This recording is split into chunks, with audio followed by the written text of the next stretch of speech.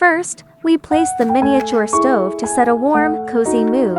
Next, place the plush sofa to the left of the stove to create the perfect relaxation nook.